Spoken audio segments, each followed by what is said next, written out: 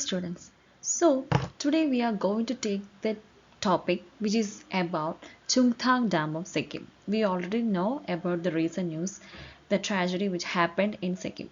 So what is happening is because of this, the break of this collapse of this Chungthang Dam of Sikkim, we are just facing issues with Bhutan. Okay, so we were planning some developmental projects, but unfortunately, because of this dam collapse, everything is really biased now. So it have the UPSC perspective. Okay. So the first point is prelims point as well as the mains. So in prelims, the important points are from water resources in India, its location. So here we are just taking the location of Chungthang Dam and the constitutional provisions which is related to the dam safety in India. And here the context is Chungthang Dam in Sikkim collapsed recently due to a glacier lake outburst flood jetty, that is GLOF. We will deal about GLOF in another chapter because this is a really vast area which have the UPSC relevant. Okay. So in mains point, it is the dam safety in India, associated concerns and measures needed to be taken and associated constitutional provisions. So this is the exam perspective. So first we are going to discuss about the importance of dam safety in India. So first one is about the dam failure. So why it's happening right now? So what do you mean by dam? Actually, dam is a construction, right? So why we are keeping that? Dam is in order to collect or to retain the water. Okay. And later we can use for the hydroelectric purpose as well as the irrigations in water drinking purpose. So we can store a immense amount of water in with the help of dam. So what will happen if there is dam failure? Actually, dam failure means it is the collapse or the movement of part of a dam. Okay, it may be a collapse or it may be a movement of just a part of a dam, but will happen, it will just disrupt the foundation of that particular infrastructure or that dams. Okay, so what will happen? Eventually dams can't retain the water, so it's called the dam failure. So next part is about the significant threats. Okay, so there is unhealthy dams are there. Unhealthy dams means it have the significant threats to human life, crops, house, building, roads, environment and the economy. As well as the entire our environment, everything will be affected by the unhealthy dams. If the infrastructure is not proper or if it didn't have the recognition from the government, if they are not following the scientific principles, what will happen? It is the result of the unhealthy dams, am I right? So it will leads to the unhealthy dam phenomena. So the thing happening here, it will collapse or there will be a damage. So what will happen? It will lead to the people. Okay, it will affect the crops. The entire agricultural area will be disrupted, as well as the collapse of house. Here in this figure we can see that the dam, actually the water, it just make their own way and it affects the people. Lots of casualties are there. So this is about the significant threats. So the next one is about the dams on interstate rivers. Actually, our dams, that is India's large dams, have been built on interstate rivers. Around 92% of our large dams are built on interstate rivers. So this is about the importance of dam safety. If we have not followed the dam safety measures, what will happen? It will affect other state too, not only ours. It may be nation like Bhutan. Bhutan is now facing issues because of the Chungthang Dam collapse. Okay, because Sikkim and Bhutan, all these things are just interrelated, as well as it will affect within the country as well as our outside our territory or our boundary. So this is the relevance in our dam safety. So the next part is about the constitutional provisions. Actually, two constitutional provisions are there. First one is entry 56 of list 1 and second one is entry 57 on list 2nd. Actually, this is relevant in UPSC mains where we can add these topics. It will give you extra marks. So entry 56 of union list 1 is pertaining the union legislative powers. Okay, so here it is about the regulation and development of the interstate rivers as well as the river valleys. So this is the important point about entry 56 of list 1. And about the entry 57 of list 2, it is about the state legislative power over water. However, it's subject to entry 56 of list 1. Means if there is any disparities or any conflicts between these two provisions, what will override? Sure, the union will override. We already know that. Okay, so entry 56 of list 1 will overrule entry 57 of list 2.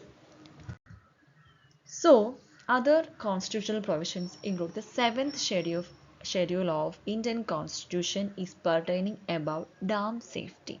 So here have the two provisions. The first one is about the state government and the second one is about the central government.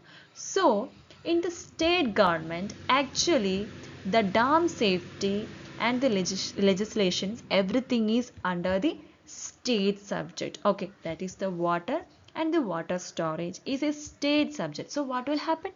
The legislating the dams safety is the responsibility of states government. So we have to remember this point. What about the central government? Yes, central government have three provisions relating to the amendments or making rules and regulations related to the dam safety. So first one is about if there is any international treaties or it may affect multiple states, then the central government have to act. And second one is that two or more state pass a resolution requiring such a law. In that case too, central government have the powers.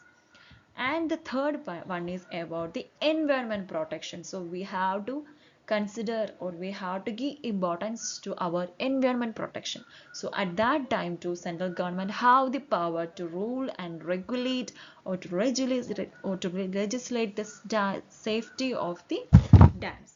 So here the environmental protection, which is about under the Environment Protection Act 1986. So these are the important points. And second one is about the way forward. Okay, so here we have to focus on 5 points.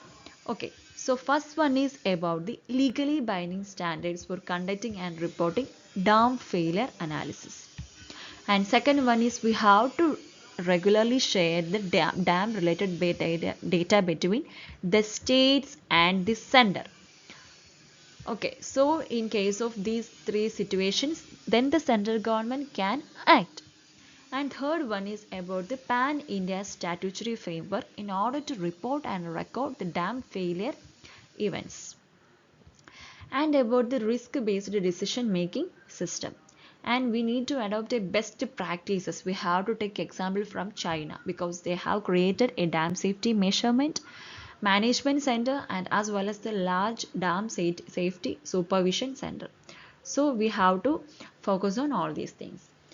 So I have taken a previous year question about the dam. Okay, this is from UPSC PRQ 2023. Who among the following rulers of Vijayanagara Empire constructed a large dam across Tungabhadra river?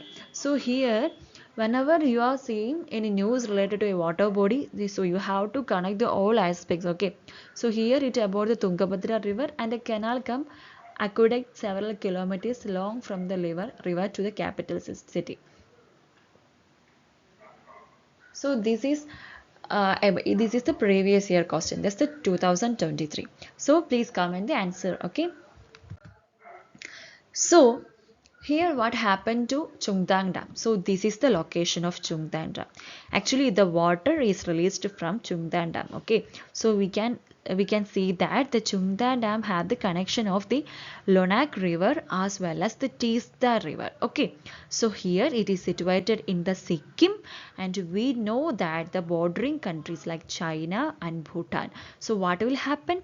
The collapse of the Chungdang Dam, it leads to the flood in the Teesta River, and it will eventually affect the Bhutan. Okay, so here the thing happening, this is the main cause, that is the cloud burst over the South Lonak Lake. So because of this cloud burst, what happened? It leads to flood, flashing of water into the Chungtan Dam, and the poor construction, it leads to what happened?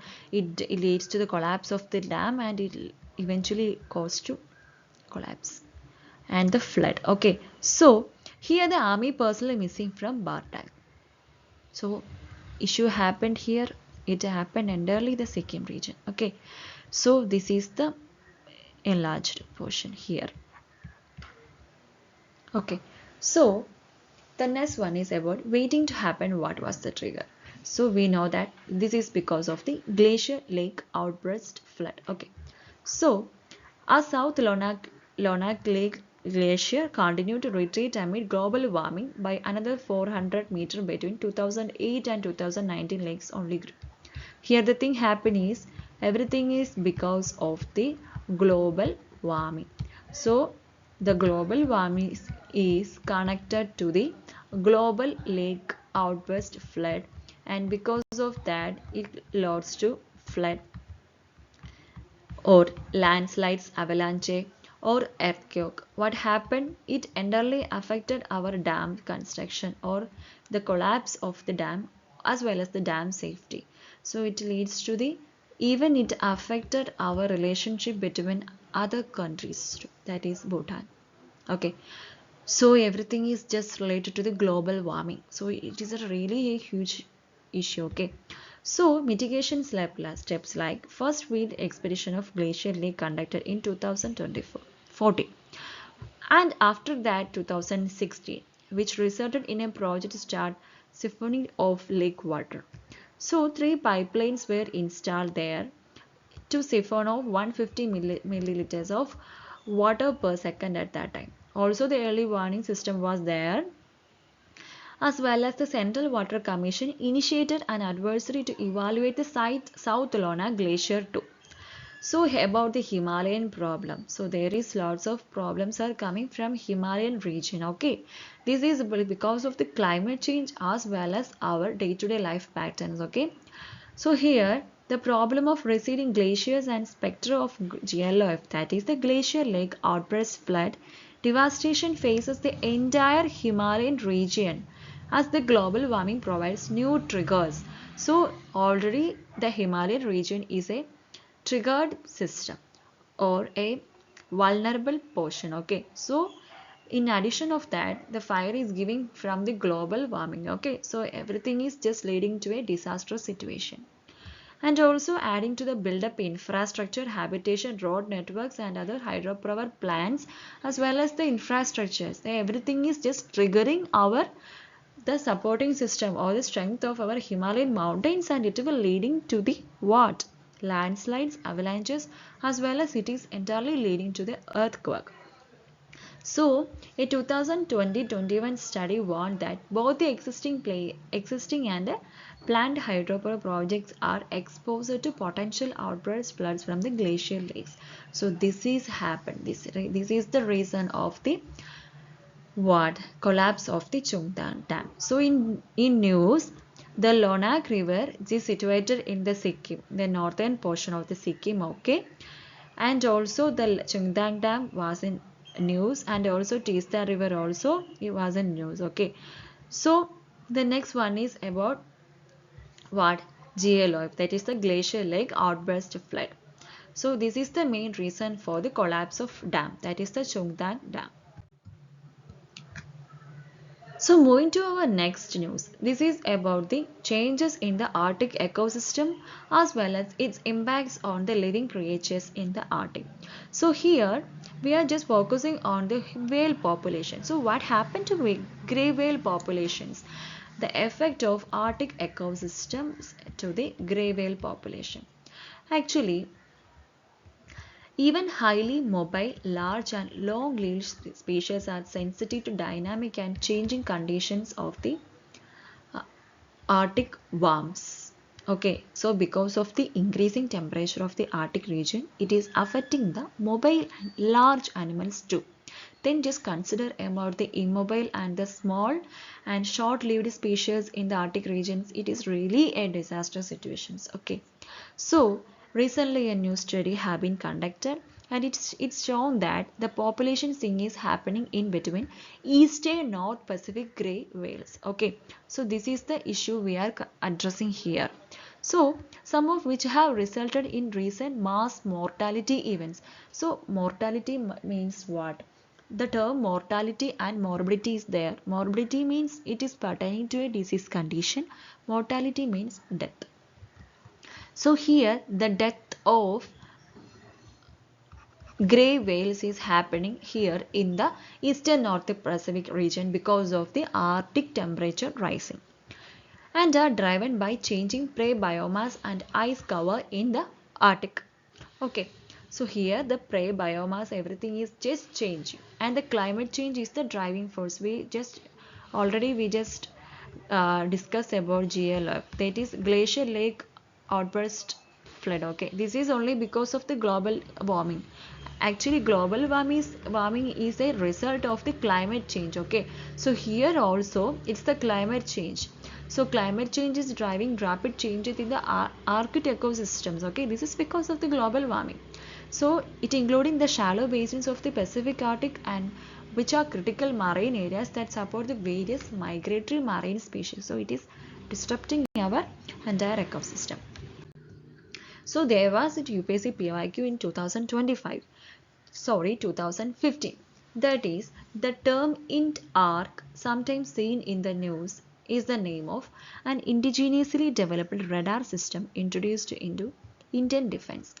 Second option is India satellite to provide services to the countries of Indian Ocean Ring, a scientific establishment set up by India in Antarctic region. The fourth one is India's underwater observatory to scientifically study the Arctic region. I hope you know the answer. That D is the answer. And UPSC mains was also there in 2018. They have asked about why is India taking keen in resources of Arctic region. Actually, this is the next polar regional the world power, that is the Arctic region. Okay, and also China have been recently addressed that Arctic region will be the next silk route. Okay, so we have to consider that points too. And in 2015 also there was a main question, that is the what are the economic significance of discovery of oil in Arctic Sea and its possible environmental consequences. So this is the Arctic region and this is our North Pole, Arctic Ocean.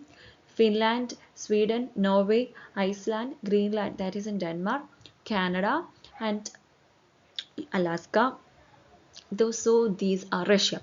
So these are the countries which is in the Arctic Circle. Okay, that is the Russia, Alaska, that is part of USA, and we already know that formerly it was a Russian place and now they given to US.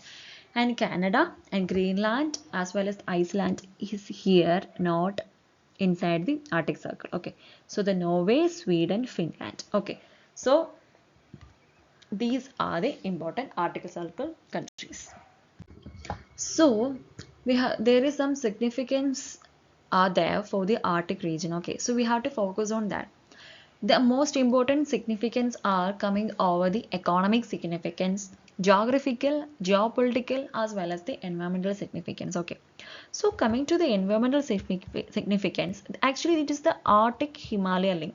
That is the Arctic and Himalayan regions are sharing in such a similar concerns. Okay, so that is it's called Arctic Himalaya link. So okay, so this is significance about the Arctic regions for India. Okay. So the next one is about the economic significance. We already know that we are now the world powers are just focusing on Arctic regions in order to take the oil from there. Okay, so there are some world's rare earth reserves are there, like the zinc, lead, placer, gold, quartz, Greenland. So these are really important the economy for the development. Okay, so, and also the rich deposits of coal, gypsum, and the diamonds are also there. So this is about the economic significance. So that's why the countries are just focusing on the Arctic region. So what will happen? The melting of ice, it will leads to a another type of geopolitical temperature increasing or rises in geopolitical temperature level. It is a level. It have been it is happening since after the Cold War. Okay, so after the Cold War, now countries are focusing over the Arctic region. So that's why it is the geopolitical significance, and also China have been referred is like a polar silk road. They are just focusing for the BRI, that is the Belt and Road Initiative. Okay, so why the polar silk road? They are focusing for the trans-Arctic shipping routes. Okay, so after that Russia, China possess nuclear ice breaks. So actually is a threat. So what happened? So we our means our India, we have to focus on the Arctic policy. So that's why we are just making a keen interest in the Arctic policy in order to control, or in order to we have to take measures against China. And second one is, sorry, the last one is about the geographical significance. Actually, we already know Arctic region, it have a specific feature like ice cap, am I right? So what happened? It act like an albedo. So it reflects back the sun rays to the solar. Okay, so by doing this, our temperatures, Earth's temperature is kept in a level. Okay, so what will happen? If the melting of ice will lead to a decreasing albedo, and it will lead to that increase in temperature, then global warming and after effect, and vice versa. We already discussed about the glacial like outburst, flood, and other things, and also rise in the sea levels. So what will happen? Land area will be submerged into the water, so lots of things are happening there. And also the movement of the world ocean currents. Actually, this is cold, this is warm current, as well as this is cold current. If the cold ocean current and warm ocean current meet together, what will happen? Actually, this is an area of fishing. Lots of unique marine resources will be available in this type of points. So Arctic plays or helps an important role in circulating the world's ocean currents, that is moving cold and warm water current around the globe. So other than acting as a white reflector, it have this type of importance too. So this is about the geographical significance. So this is the end of today's discussion. I hope you all got it. Please contact us if you want the personal mentorship. Thank you.